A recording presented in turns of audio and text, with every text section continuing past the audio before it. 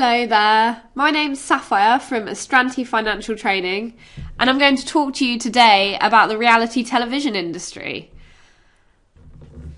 As you all know, in the pre-scene, we have a company called Evestar, which is a reality television company which functions in a country called Thailand. I've done a lot of research on the reality television industry to give you some vital knowledge about the industry that you can apply to the Evestar model and use in the exam to answer questions. Now, this pack contains a lot of information about the industry. I spent a long time writing it and finding out some really interesting things, but in this video I'm just going to give a brief overview of most of it and focus on the things that I think are specifically important to mention in relation to the pre-scene and things that I think are going to be helpful when you answer questions in the exam. So I've just made a little note there, background, history, context, to basically remind you that Chapter 2 is just an introduction to the history and context of the reality television industry. One of the key things that this section of the second chapter focuses on is psycho-entertainment. As we can see from the highlighted section, Psycho is a British production company created by Simon Cowell. It's a 50-50 joint partnership between Cowell and Sony Music. It operates as a record label, as a talent agency, and a film and music and television production company. Psycho is particularly relevant to the pre-scene because the reality television formats that it makes, such as the X Factor and the Got Talent franchise that I just highlighted there, are very similar to the title formats of Denny's production company Evestar. Thailand Variety bears a lot of similarities to the Got Talent franchise in that it is a talent show fronted by celebrity judges. I've skipped down to page 11 here, to the section that details the application to the pre-scene. Here I've directly raised the point that Denny and Simon Cowell are very similar figures, in that they are the main hosts and faces of their reality television companies. As I just said, Got Talent and The X Factor are direct parallels to the title shows constructed by Evestar. And Simon Cowell is seen as a cruel-to-be-kind father figure who gives ordinary people from all walks of life the chance to make their dreams come true on a talent show, and he helps them towards fame and fortune themselves. The reason that Simon Cowell is such an important figurehead behind Psycho is that he is known as an industry talent scout. He has the power to give people the chance to live their dreams, basically, and we can definitely see how Denny's reality television show Thailand Variety offers people the opportunity to do the same. Another parallel to quickly draw is that Psycho also functions as a record label, and we know that Denny owns a record label. Psycho has merged its television productions with its record label to allow acts found on the talent show to be marketed as a package as part of the Psycho brand. Now, could Denny link Evestar with his record label? Well, he doesn't have most of the shares in Evestar, so he'd have to consult the board, and it would depend upon their approval. And a merger could also be seen to be a conflict of interests for both the reality television production company and for the music label. But it's definitely worth mentioning, and it could definitely be a consideration for Denny in the future.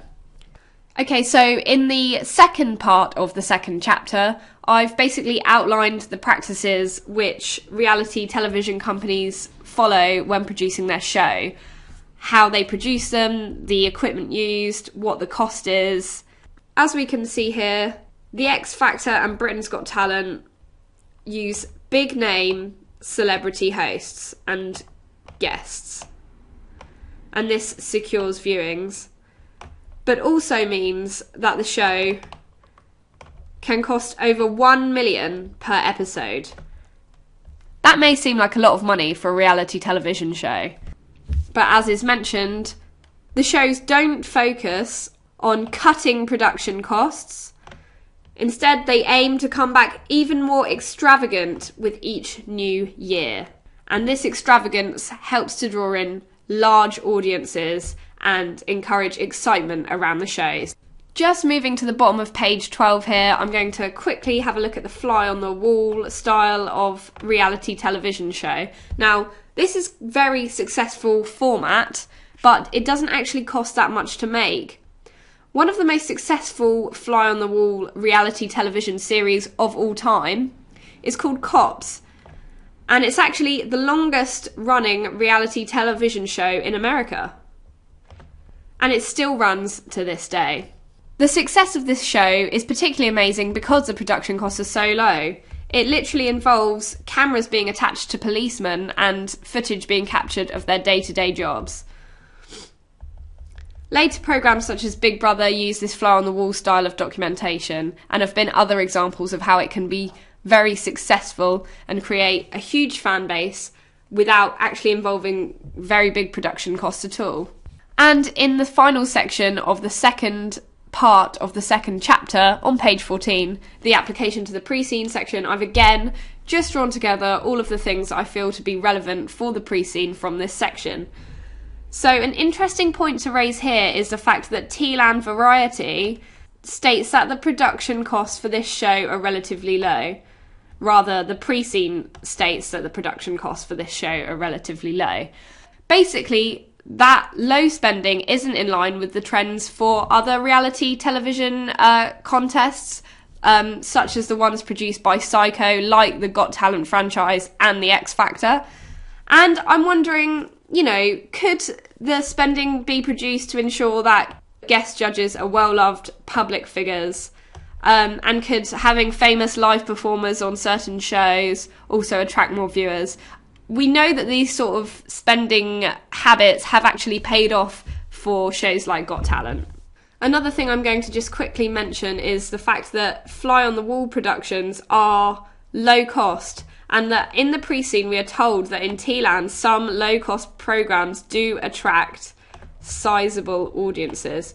So I think it's very important for Evestar and Denny to consider creating some new reality television shows using the fly-on-the-wall format.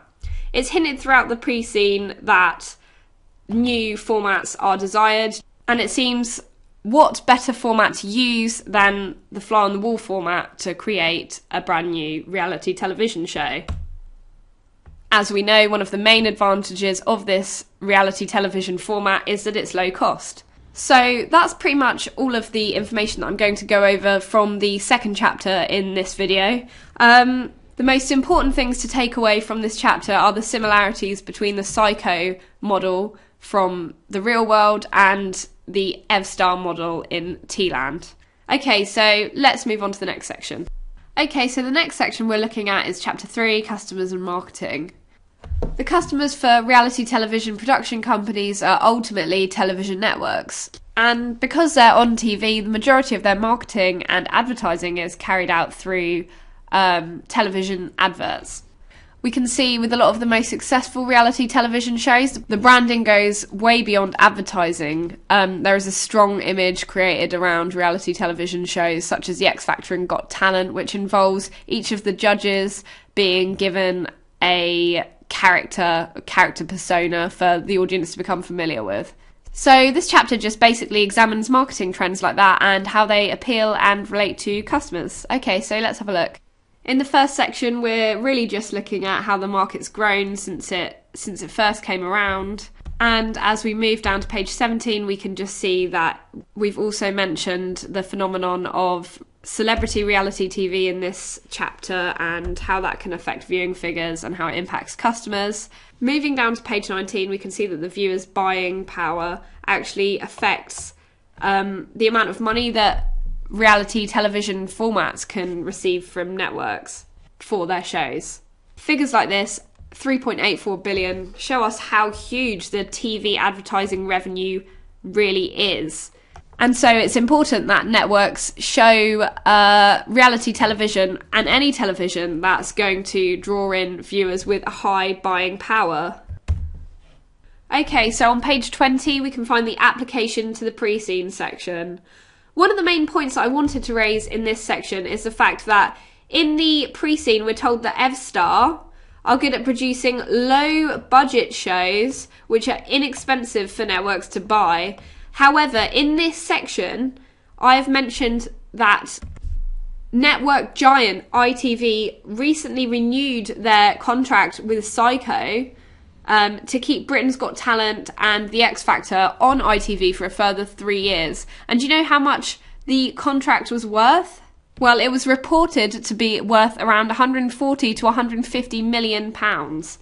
That doesn't seem like an inexpensive price for a network to pay, and it got me thinking, why should Evestar be accepting inexpensive prices from networks when we can see that their shows occupy prime time slots? We're told in the pre-scene that Tealand Variety draws in large audiences with disposable income, so there's no reason why networks couldn't charge a lot of money for the advertising space in and around the Tealand Variety show. And for that reason, I wonder, should Evestar be asking more from networks like IndTV, which Tealand Variety currently runs on? Moving down to page 21 here, another suggestion that I could give is that Evestar could try and revamp the Cavern with a celebrity version. And in this section of the industry pack, I've mentioned a lot about how successful celebrity versions of reality television formats have been. Not only do they draw in viewers, they also help to promote the brand image of the reality television format as a whole. Since The Cavern is a sort of fly-on-the-wall documentary about how individuals survive in uncomfortable circumstances, it's comparable to the hit UK reality television show I'm a Celebrity, Get Me Out of Here. And so if we just look at the success of shows like I'm a Celebrity, Get Me Out of Here, it's not hard to imagine that a show like The Cavern could be successful too with the celebrities involved in this format. Moving down the page slightly, I'd just very quickly like to draw on the fact that Evestar should also consider beginning to pitch reality television shows to online streaming services. We know that this is an opening market within Tealand because we've been told in the pre-scene that the Grand Tour is a reality television show that is going to launch on an online streaming service for the first time. And if it's successful, online streaming services are potentially going to be interested in new reality television shows. And so I think it's definitely worth Evestar looking into developing some formats which are compatible with online viewing and that online streaming services might be interested in purchasing. The next section of this chapter is all about marketing. I'm just going to very quickly skip to the end of the chapter, the application to the pre-scene section, which is on page 24 here, and just go over a few of the points that I raised in this section and how they apply to the pre-scene specifically. So branding is a huge thing for reality television formats, especially big talent shows like Britain's Got Talent. I've mentioned that it's important for Evestar to brand the show as benevolent and caring, and draw on patriotism too as much as possible. These are all marketing techniques employed by the Got Talent franchise in the UK, and they've all been very successful. When we look at the adverts, the television adverts, they often feature Union Jacks, often feature mentions to the Queen, very much patriotic and very much drawing on the idea that the average UK citizen could see their dreams come true on a show like Britain's Got Talent. So where marketing's concerned, it's very important to mention these kind of ideas. Also, just quickly drawing on the fact that the leading judges in shows such as The X Factor and Britain's Got Talent are given characters through their through the marketing of the shows, and these have proved to be very successful in contributing to the popularity of the show. They make them feel familiar, they make them feel like a staple part of viewing for a particular country. And I think it's very important for Denny to emphasise these ideas through his marketing of his own reality television shows. I also mentioned here that since the Cavern is considering changing its location to a naval vessel, to an old naval vessel, it might consider actually moving just to a different cavern, constructing a fake cavern, or moving to a cavern in a different location. rather than losing the entire brand image connected to the cavern, because the cavern is clearly a brand name at this point, and everything involved in the show, the cavern, is intimately linked with the show's name. We see these kind of strong branding images throughout reality television, and I think it would be a shame for Evestar to lose that branding. So we'll move on to the next chapter now.